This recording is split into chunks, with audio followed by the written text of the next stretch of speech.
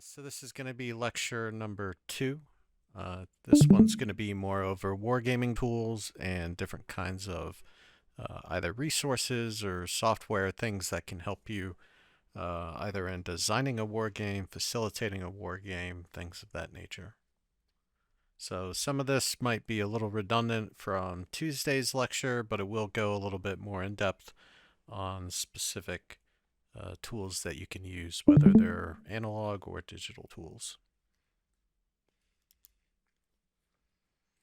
So wargaming tools, just for the purposes of this course, we're going to define them a little differently than how they might be defined elsewhere. So wargaming tools for the course, we define them as basically software applications, databases, or central repositories of wargaming documentation. And so that last part really just kind of refers to places like Georgetown University Wargaming Society. They usually have a bunch of links to pinned handbooks, Army publications, things like that. Anything that is basically a central repository of information that you can use to design a war game or maybe to build a force structure for that game, we're going to consider that a war game tool. And generally speaking, we use these wargame tools to solve logistical or research-oriented issues with the wargame. When we say issues, they not necessarily issues, but maybe challenges or obstacles if you're not familiar with a certain nation or its military or even its political, social structure and how that works. There are a couple resources to help you with that. And then down here at the bottom, we just have some examples that we're going to be going over here in the presentation. Some of the examples we'll go over tonight are going to be Vastel, Tabletop Simulator, DATE, which is the Army's data integration network, training data set, QGIS, which is a software that's used for geospatial type of things, and then the UK Ministry of Defence Wargaming Handbook. These are all hyperlinks, so if you click on them in the slides, it'll take you to the actual product. But the UK MOD Wargaming Handbook is it's a great tool, and we're going to go over it tonight. And I encourage everybody to download a copy of it. It's absolutely free. There's a good portion in there on wargame design and the differences between training war games and analytical war games and how you might structure something based off that. So Vastel. Vastel is an open source game engine for building and playing online adaptations of board games and card games. It provides a platform for users to create digital versions of their favorite games, complete with rules enforcement, multiplayer support, and customizable features. Vastel is popular among board game enthusiasts and designers for its flexibility and community-driven development. So essentially what Vastel is, and I'll show you some examples here in a second. Vastel is a computer software that we are going to use in week 4 of this course. It's completely free, and essentially it allows you to download what are called modules, but you can think of them as games. Each module is a board game that has been adapted to work in Vastel so that you can play it in a digital format. So if you're familiar with Axis and Allies, Diplomacy, any type of board game, there's probably a Vastel module already created for it. So this is going to be, roughly speaking, what Vastel looks like. It's going to be pretty similar to what you'll see in week 4. This is a Vastel module of the board game Littoral Commander, developed by Sebastian Bay. And you could see, it looks like how a board game would look like just on a computer screen. So you've got your map laid out in front of you. You can zoom in, zoom out with the scroll wheel. Your mouse acts like your hand. So, you just click on the counters to move them around. And then at the top, you've got various different buttons. So if we're playing a game that has cards, we might use one of those buttons up top as your hand to be able to look at your cards and things like that. It's a little clunky to understand at first, but once you get familiar with it, it's pretty good software to use, especially because it's free. You can even design your own war games and kind of use Vastel as a tool to be able to play test with people online and things like that. This is another example of a Vastel module. So this is called Memoir 44. It's a World War II card-driven tactical level war game, but it's just another example of how two different start contrasts might look. So you've got your Littoral Commander thing over here, and then Memoir 44 has a little bit more, you might need some more windows open in order to play it. And then you've got most of these modules will have the rule sets associated with them. So if you've never even played that game before, they usually come with player aids and rules. That way you can just download it and kind of learn the game yourself if you want. Tabletop Simulator. So this is going to be a paid software. We're not going to use it in the course. However, it's a pretty good wargaming tool to use. So Tabletop Simulator is a video game that allows players to play and create digital tabletop games. It provides a physics engine that simulates realistic interactions between game pieces, allowing for a more immersive experience than traditional digital board games. Tabletop Simulator also allows for multiplayer support, virtual reality compatibility, and Steam Workshop integration, which allows players to access a wide range of user-created games and mods.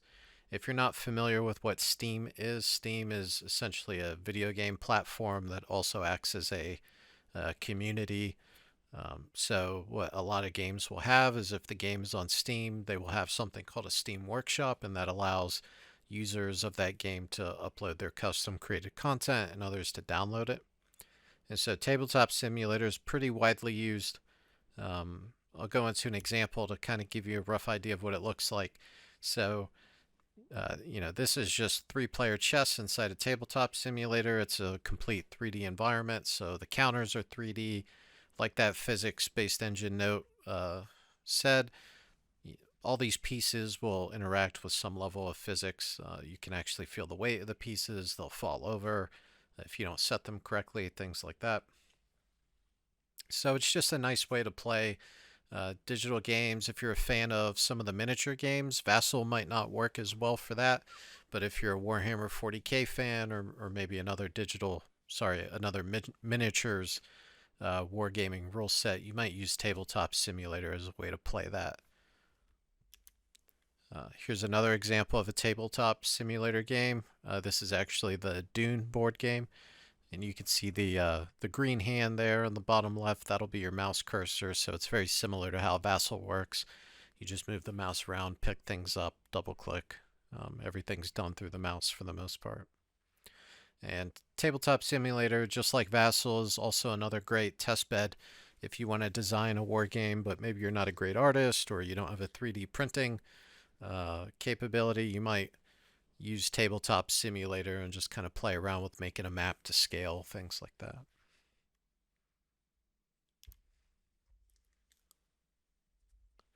So, Odin date. So Odin Decisive Action Training Environment. This is going to be a wargaming tool that is more aligned to the repository of information section. So the Decisive Action Training Environment, or DATE, World provides the U.S. Army training community with a detailed description of the conditions across 4 regions of the globe. They include Africa, the Caucasus, Europe, and Pacific. It presents trainers with a tool to assist in the construction of scenarios for specific training events, but does not provide a complete scenario. The DATE World offers discussions of operational environment conditions through the political, military, economic, social, information, infrastructure, physical environment, and time variables. Real-world information for gray space states that border DATE countries can be utilized in scenarios. However, the states cannot be used as belligerents. The DATE World is relevant for all U.S. Army active units that participate in an Army or joint training exercise. So I know that is a lot of words to mean something very simple, and I will show you the examples here. So this is what you'll look at when you click at the DATE link that I've included in these slides. The easiest way to understand what Odin or DATE is this is a resource for you to go to if you ever need to create, let's say, a battalion for an adversary or an ally, and you can't use a specific nation. Maybe you need to stay a little bit ambiguous for classification reasons or whatever it is, or maybe you're just not a military professional or analyst yourself and you have no idea what belongs in an air defense company or something like that. This is the website that you will go to that can solve 99% of your questions. So this is what you'll see. Basically, it's a date knowledge base, and at the top, you'll have different things. You'll have Date World, training publications, which include all of the up-to-date and current Army pubs. Virtual Op 4 Academy, which is more about individual tasks and battle drills. And then the Worldwide Equipment Guide. And then below that, you'll see different regions. If you click on Date World, it'll take you to the different regions that you select. And in this case, I've selected Europe. And then it will give me a bunch of fictitious nations that are based in the region of Europe. And then I can look at different aspects of that. So if I wanted to click on Arnland, and just check out what the military, makeup of Arnland is, then I would do that. And then it will take me to this screen. And I can look at the active defense force. I can look at each component. I can look at how it's broken down. And it will basically just give you the order of battle that you need. So this is a really good resource to use for any type of military order of battle you need to come up with. Let's say you're not doing a conflict-based war game, but maybe you're doing a socioeconomic-based war game or something that's a little bit less non-kinetic, and you wanted to know something about the domestic population there. They have all that information in here too. You just click on the social or the political or whatever section of information that you would need to build into your war game for an adversary or an ally. This is the resource that I would use. It's completely unclassified. You don't need a common access card for it. You don't need to create a login. You just go to the website and find the information you need. Quantum GIS or QGIS. So this is going to be a little bit more of a niche tool that we're going to go over. However, you saw an example on Tuesday of how it's been used, and I'll go over a little bit how you can use it. I'm personally not an expert on QGIS. It's not really something I've delved into too much, but I do know that there are a lot of people who use it specifically for their map design when it comes to building a war game. So QGIS is a free and open source geographic information system software that allows users to create, edit, visualize, analyze, and publish geospatial information. It supports a wide range of data formats and provides tools for geospatial data processing, cartography, and spatial analysis. QGIS is widely used by GIS professionals, researchers, and enthusiasts due to its user-friendly interface, extensibility through plugins, and active community support. But this is what QGIS looks like. It's a geospatial software application. And again, it does exactly what it sounds like. So if you have a military map, or maybe you're doing a strategic level war game or an operational level war game, and you need to really get down in the weeds that maybe Google Maps or Google Earth can't provide for you, this is another free tool that if you have the technical know-how and willpower to really dive into it, I've seen it work wonders. I know the UK Ministry of Defense wargaming people over there, DSTL, they use QGIS a lot for their projects. And again, it's just another example of what it looks like. An example of how it's been used is the example you saw on Tuesday of a hybrid digital war game. So in order to actually create this flashpoint overlay inside a command, you have to use QGIS. Excuse me. You have to use QGIS to basically tell command where the latitude and longitudes of this map exist. So you essentially take the map from Flashpoint, you upload it into QGIS, and you put a bunch of different latitude and longitude reference points in it, so that when you upload it to a different software, if that software knows latitude and longitude formats, it can place that image overlay exactly where it needs to be. So that would be an example of how you could use QGIS for a war game. If you ever wanted to look into maybe taking two different computer software and hybrid them together for a war game, and maybe you need a map from one to show up in the other. If that's a feature that that software has, then that's how you would use QGIS for it.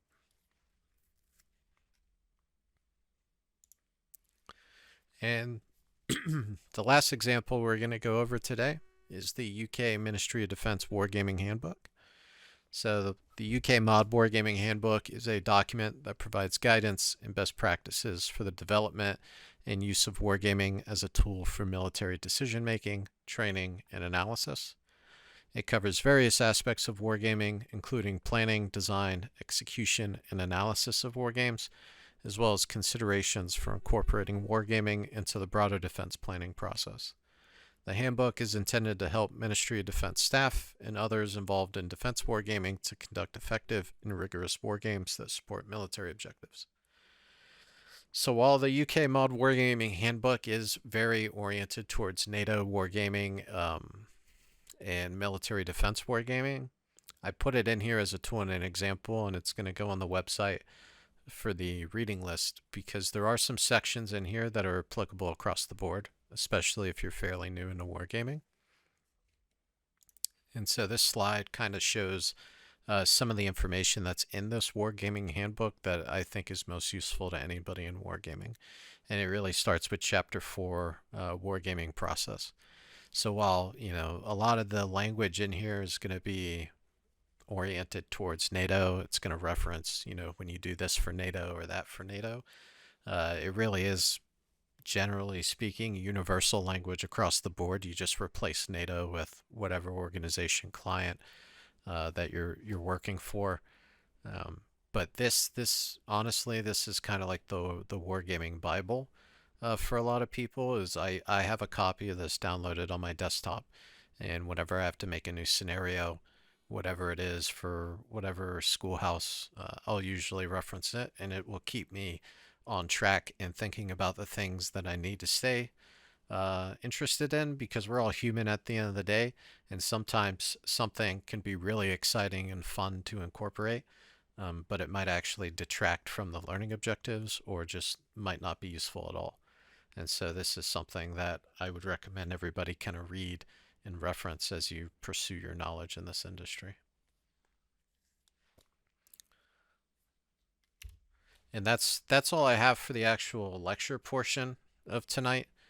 For those of you who've given me the assignments, what I'm going to do is I'm basically going to spend tonight going over them, making notes, and then you'll all receive personalized feedback. If you've submitted it to me through a private message on Discord, then you'll get it through Discord. If you emailed it to me, then I will just send you an email back. But you should all receive some type of personalized feedback through whatever medium you sent it by Saturday night.